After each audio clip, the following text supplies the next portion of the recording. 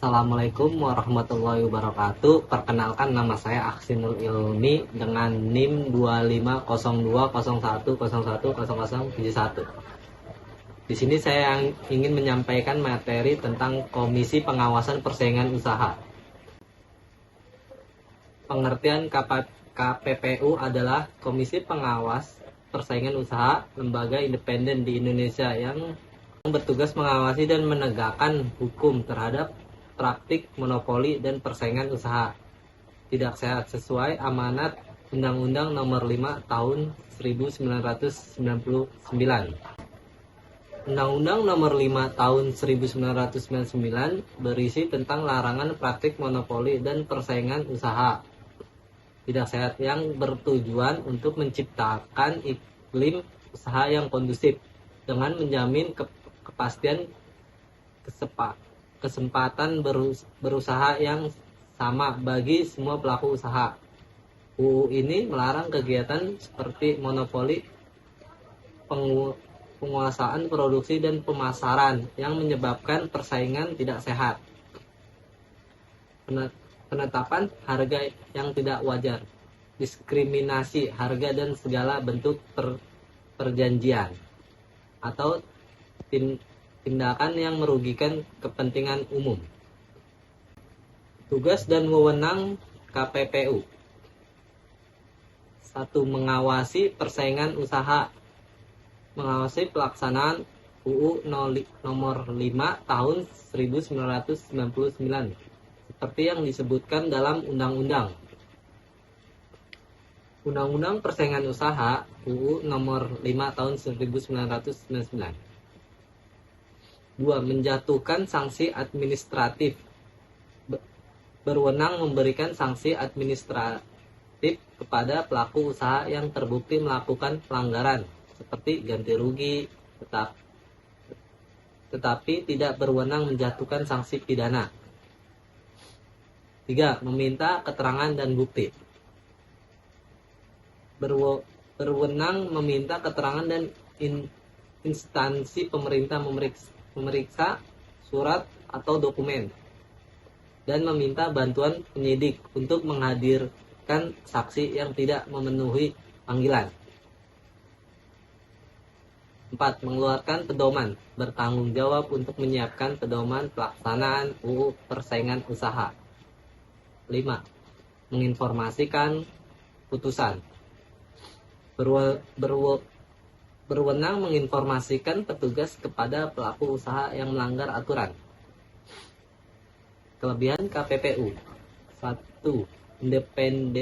Independensi KPPU merupakan lembaga yang independen dan bebas dari pengaruh kekuasaan pemerintah atau pihak lain sehingga dapat menjalankan tugas secara objektif. 2. Efisiensi ekonomi dan kesejahteraan konsumen. Melalui penegakan hukum persaingan usaha, KPPU mendorong terciptanya efisiensi ekonomi yang bermanfaat bagi masyarakat melalui harga yang terjangkau, kualitas produk yang lebih baik, dan pilihan yang beragam. 3. Peran kuasa yudisial KPPU memiliki fungsi penegakan hukum, kuasai yudisial yang memungkinkannya melakukan investigasi, pemeriksaan melalui sidang majelis, dan menjatuhkan putusan serta sanksi administratif denda terhadap pelanggaran persaingan usaha. 4. Pemberian saran kebijakan. KPPU dapat memberikan saran dan pertimbangan kepada pemerintah terkait kebijakan yang berpotensi menciptakan persaingan usaha tidak sehat, sehingga dapat mencegah masalah persaingan sejak dini di tingkat regulasi, pengawasan merger dan akuisisi. KPPU melakukan penilaian terhadap notifikasi merger dan akuisisi untuk mencegah konsentrasi pasar yang berlebihan dan potensi persaingan tidak sehat di masa depan. efek jerak, putusan, dan sanksi yang dijatuhkan termasuk denda yang signifikan diharapkan dapat menimbulkan efek jerak bagi pelaku usaha lainnya untuk tidak melanggar hukum persaingan. Kekurangan KPPU. 1. Kewenangan terbatas dalam pengumpulan bukti. KPPU tidak dibekali dengan kewenangan untuk melakukan penggeledahan dan penyitaan dalam mendapatkan alat bukti, sehingga sering mengalami kesulitan dalam mengumpulkan bukti yang kuat. 2. Dapat diajukan keberatan.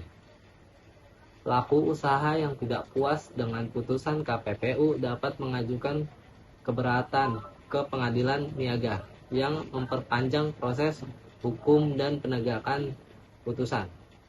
3. Tantangan harmonisasi kebijakan. Terdapat kesulitan dalam posisi KPPU jika pelaku usaha dikenai sanksi.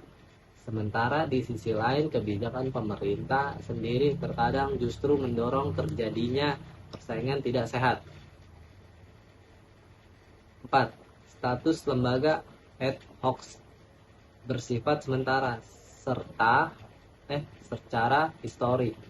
KPPU dianggap sebagai lembaga ad hoc sementara yang keberadaannya dapat ditinjau kembali jika lembaga lain dinilai mampu menjalankan fungsi pengawasan persaingan usaha yang mempengaruhi stabilitas kelembagaan. Contoh kasus KPPU. KPPU membacakan putusan perkara nomor 15